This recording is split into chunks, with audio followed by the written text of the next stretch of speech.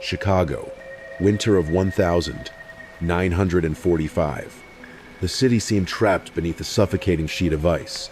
The skies were heavy with smoke from wartime factories, churning out engines, bombs, and planes for the ongoing World War. The air was so thick with haze that even in the middle of the day, the streetlights had to stay on, casting eerie halos through the fog.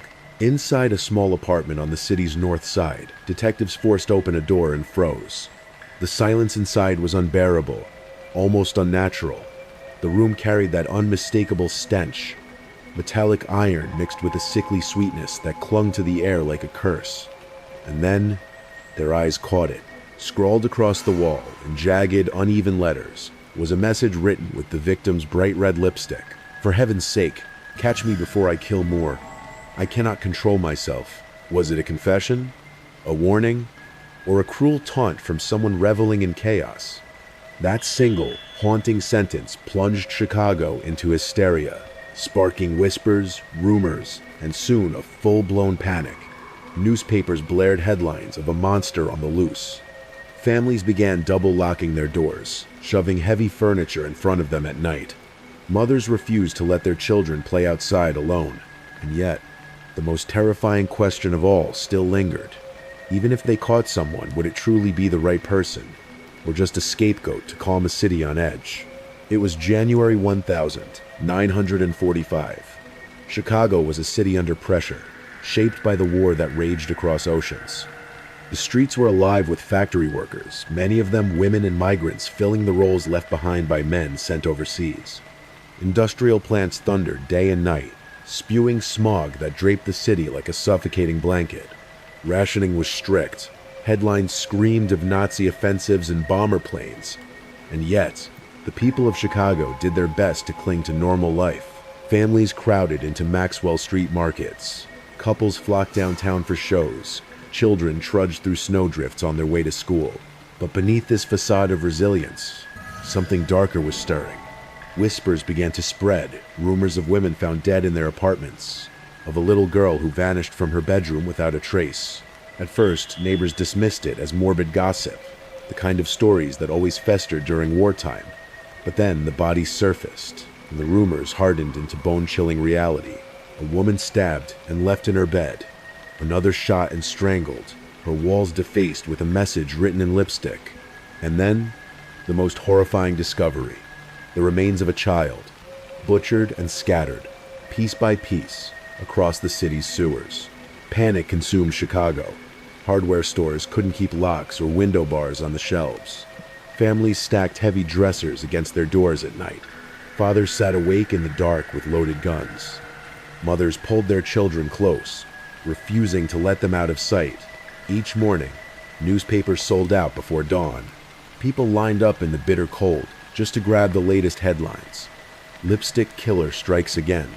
They believed that by reading every update, every theory, they might somehow keep themselves safe. But deep down, a gnawing truth remained. No matter how many locks were bought, no matter how many precautions taken, the killer was still out there watching, waiting. The victims, however, were more than just names in bold print. They were real people, each with dreams, flaws, and lives cut short in ways so brutal that the city would never forget. The first life claimed by the so-called lipstick killer was Josephine Ross, a 43-year-old woman trying to rebuild her life. Divorced 3 times, she was raising her daughters in a modest Chicago apartment. Despite the hardships, Josephine was described as spirited, someone who filled her days with movies, fortune tellers, and the company of men. She was seeing at least 2 suitors at the time, one of whom was rumored to be her fiancé. More than anything, she dreamed of opening her own restaurant, and she fought tirelessly to secure a bank loan, despite the obstacles women faced in business during that era. On a warm June afternoon in 1945, Josephine's daughter returned home for lunch. The moment she stepped through the door, her world shattered. The apartment had been torn apart, drawers yanked open, belongings scattered. And then she walked into her mother's bedroom. Josephine lay lifeless on the bed. Blood was everywhere. In the bathroom, her clothing had been stuffed into a tub filled with bloody water, as though the killer had tried to wash away the evidence of what he had done. Strangely, nothing of real value was missing. Only a small amount of pocket change had been taken, making it clear this was no robbery. This was rage. Naturally, suspicion first fell on Josephine's boyfriends. Who else, people whispered, could have done this? The police interrogated both men extensively, but each had solid alibis. Investigators then turned their attention to others in the building. A custodian and a tenant both reported seeing a man wandering the halls the day of the murder, someone who didn't seem to belong there.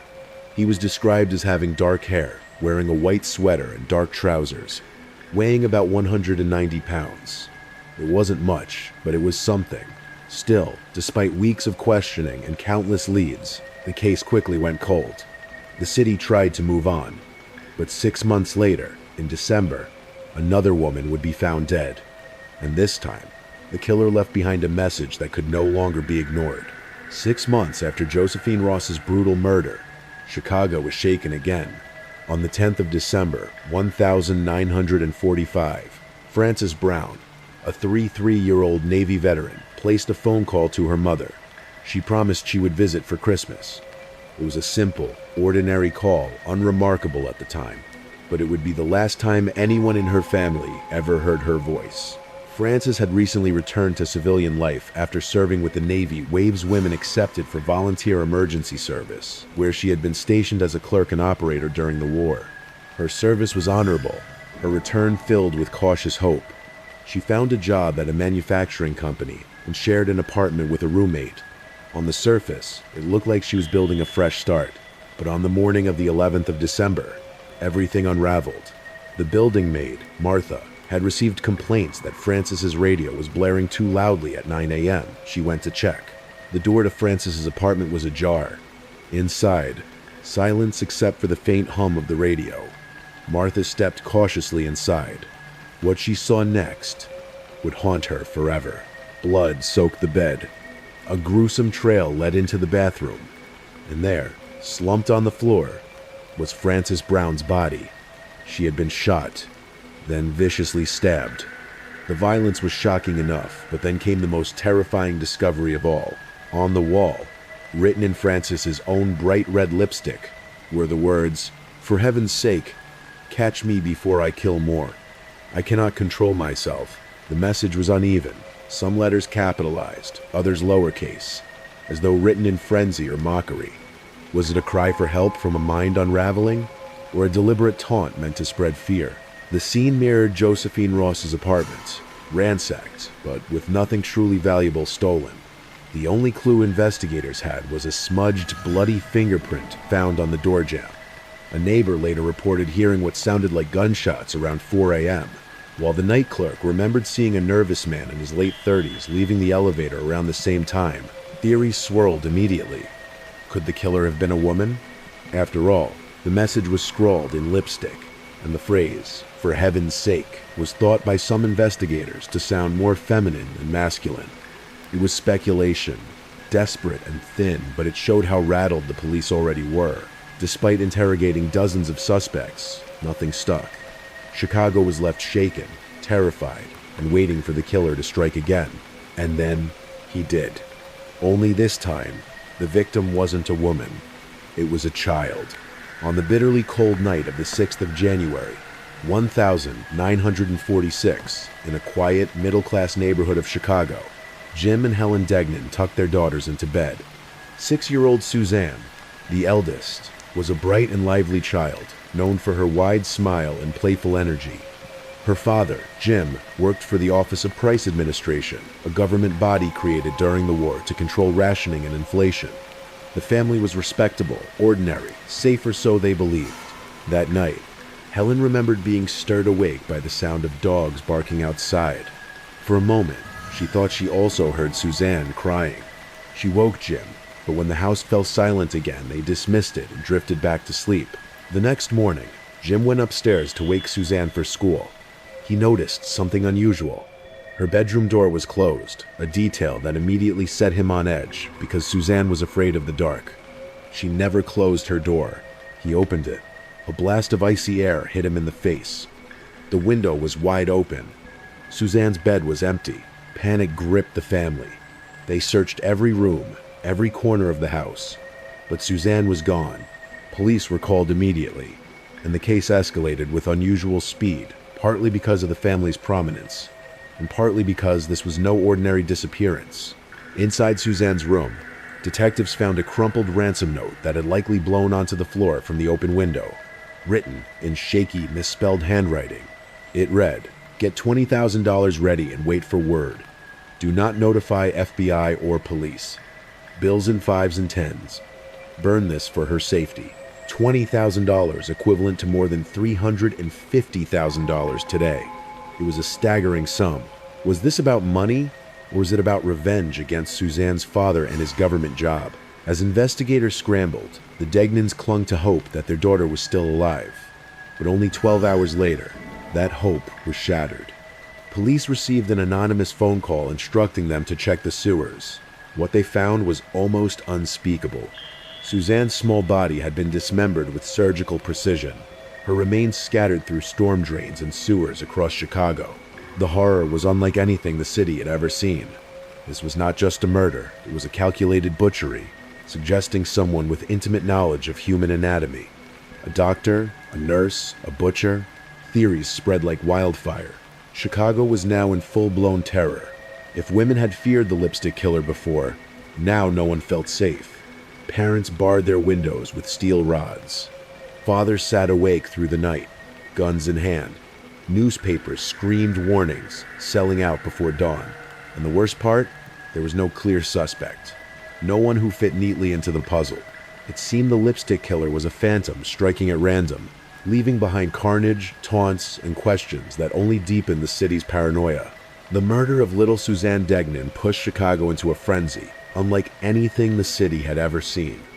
The brutality of the crime demanded answers, and the police already under fire for their failure to solve. The earlier murders were desperate to deliver results. Tips flooded in. Suspects were dragged from their beds at night, interrogated for hours, sometimes beaten in an attempt to force confessions. Innocent men were accused, tortured, and released, broken but uncharged. One man was held for 2 days straight, brutalized until police finally admitted he had nothing to do with the case. The press demanded answers. The mayor demanded results. The city demanded blood. Then came a strange confession from afar. A nurse named Richard Thomas, serving time in Phoenix, Arizona, admitted to Suzanne's murder. He had medical training. His handwriting bore resemblance to the ransom note, and he knew details that hadn't been made public.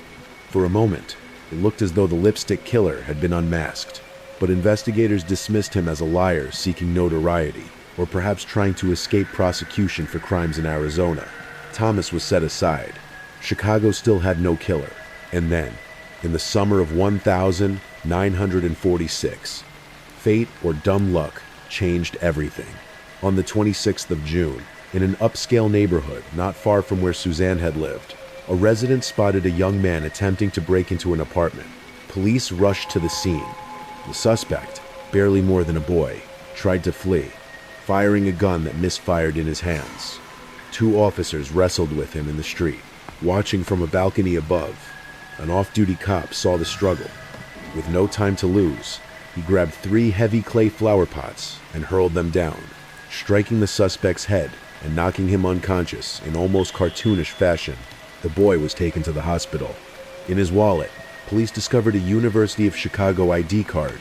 His name, William Heirens, 17 years old. A search of his dorm room turned up an unsettling collection of stolen goods.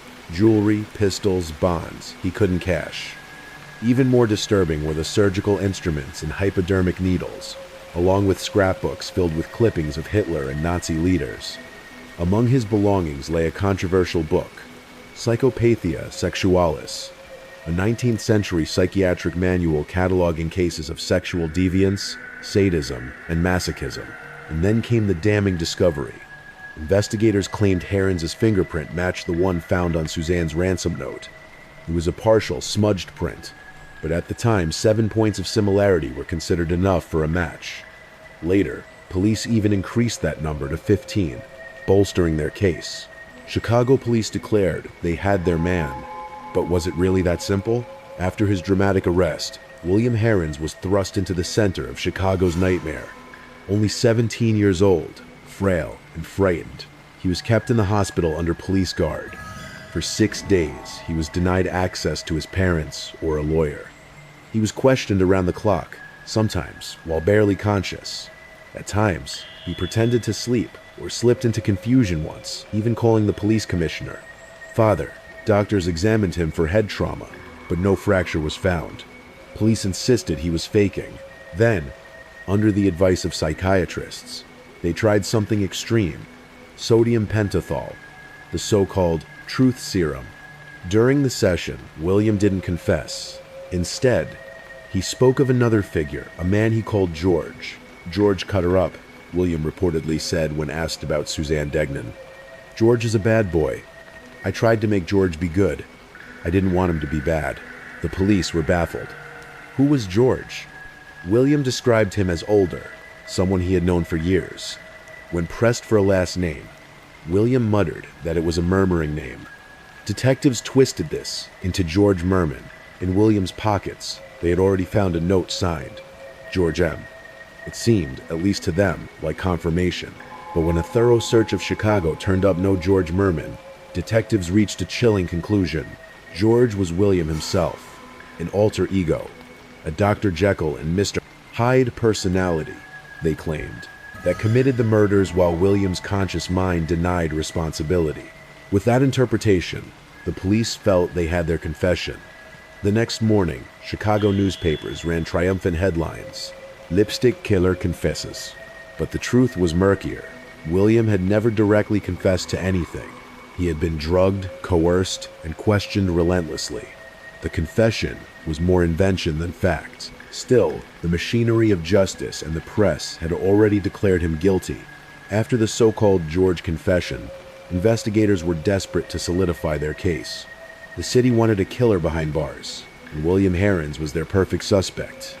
Young, troubled, already caught with burglary tools and stolen goods. Now, all they needed was evidence. For days, William was interrogated relentlessly. When threats failed, violence followed. He was strapped to a cot, beaten and deprived of sleep. Every hour was another attempt to break him down. Yet William stubbornly denied killing anyone. So detectives worked backwards, shaping the evidence to fit their story. They had William copy the ransom note word for word. His handwriting didn't match. But some of the same misspellings appeared, which police used to argue that he was the author. They examined his personal belongings. On one item, William had written his initials WH, forming the letter W from 2 overlapping V's just as it appeared in the ransom note. Another supposed link. And then there was the surgical kit found in his dorm. William insisted he used it to alter stolen war bonds, scraping off names to replace them. But police presented it to the press as the very tools used to dismember Suzanne Degnan. Newspapers ran the story as fact before the kit was even tested. When it finally was, no trace of human blood was found. Still, the narrative had already taken root. The surgical kit was the murder weapon. Witness testimony also crumbled under scrutiny. The night clerk who claimed to see a nervous man leaving Francis Brown's building insisted that William was not the man he saw. Yet investigators brushed this aside. The bloody fingerprint on Francis Brown's door jamb was likewise linked to William, though only through smudged, partial matches. At the time, 7 points of similarity were considered enough. Later, under criticism, police inflated the number to 15. Every weakness in the case was patched over with speculation and force. And still, William refused to confess. In frustration, police turned to public perception. They leaked selective details to the press, presenting William as a monster obsessed with crime, deviant literature, and Nazi leaders. Newspapers plastered his face across every front page. Overnight, William Heirens was no longer a troubled teenager. He was the lipstick killer. By the time he was finally allowed to see a lawyer, the damage was irreversible. The city had already convicted him in their minds.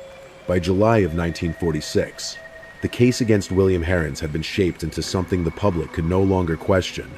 The evidence was shaky, but the headlines screamed certainty. To the city, William was guilty. To the police, he was their salvation. On the 14th of July, the state's attorney met with William's defense team. A deal was offered. If William confessed to the murders of Josephine Ross, Francis Brown, and Suzanne Degnan, He would avoid the electric chair and instead serve a single life sentence. His lawyers, battered by pressure from police, the press, and even the judge, urged him to take it. The newspapers were already writing his confession before it existed. In fact, when the press grew impatient for news of the plea, they invented one, publishing a fabricated confession as though it were fact. William learned of his admission of guilt, not from his lawyers, but from a radio broadcast in his cell. The world around him had already decided, and yet, when the moment came, William froze. Standing before the court, surrounded by lawyers, journalists, and the state's attorney who repeated over and over, "At last, the truth will come out." William made a choice. He said no. He refused to deliver the confession everyone demanded. "The truth," he later explained, "was that I was not guilty." It was a shocking act of defiance. A teenager accused of unimaginable crimes staring down the full weight of the justice system and saying, "I didn't do it." But his rebellion came at a price. The state's attorney, enraged, tore up the plea deal. Instead of a single life sentence, William now faced 3 consecutive life terms. During the hearings, one unexpected voice rose in his defense. Mary Jane Blanchard, the daughter of victim Josephine Ross, told the court she believed William was being framed. None of her mother's possessions were found among his stolen goods. She was alone in her belief, but her words lingered like a crack in the case's polished surface. In the end, William relented. Under crushing pressure, he pleaded guilty not just to burglary, but to the murders as well. On the 4th of September, 1946, the court sentenced him to 3 consecutive life sentences. That night, William attempted to take his own life in his cell. Guards intervened before he succeeded. The next morning, the sentence was made official. At just 17 years old, William Heirens was locked away forever, branded as the lipstick killer. William Heirens began his sentence at Stateville, a maximum security prison outside Chicago. He was just 17 years old, a boy thrown into a cage meant for hardened men. Yet he adapted, finding ways to survive. At one point, he even staged erratic behavior, throwing stones at a guard tower in order to be transferred to a psychiatric unit at Menard. For 5 years he remained there, before being sent back to the general prison population. Decades slipped by. William educated himself through correspondence courses, eventually earning a degree from Penn State in 1972, becoming the first Illinois inmate to achieve such a milestone. In 1975, he was moved to Vienna Correctional Center, an experimental minimum security facility with no guard towers, fewer fences, and even co-ed programs. The goal was rehabilitation, and William appeared to thrive under its looser structure. In 1983, a U.S. magistrate actually ordered his release, declaring him rehabilitated, but the decision was overturned the following year, and William remained behind bars. Over the decades, he filed petition after petition, each one denied. At a parole hearing in 2007, after 60 years of imprisonment, a board member looked him in the eye and said, "God will forgive you, but the state won't." On the 5th of March, 2012, after 65 years in prison, William Heirens died from complications of diabetes. He was 83 years old. He had spent more of his life behind bars than he had ever lived in freedom. Yet, the question persisted, was he truly guilty? Critics pointed to the weak evidence: a smudged fingerprint, coerced confessions under drugs and torture, a surgical kit with no blood. Handwriting experts later argued that neither the lipstick message nor the ransom note matched William's hand. And there was still the confession of Richard Thomas, the nurse in Arizona with medical training, whose handwriting bore strong similarities to the ransom note. He was quickly dismissed. But why? Was it because chasing that lead would have embarrassed the Chicago police? The truth may never be known. Was William Heirens a calculating killer who terrorized Chicago in the mid-1942nd? Or was he a frightened teenager, railroaded into becoming a scapegoat for a city desperate for closure? All that remains is the haunting message scrawled on the wall in lipstick: "For heaven's sake, catch me before I kill more. I cannot control myself." If William wasn't the one who wrote it, then the real killer walked away free, anonymous, and forgotten. And that possibility may be the most chilling part of all.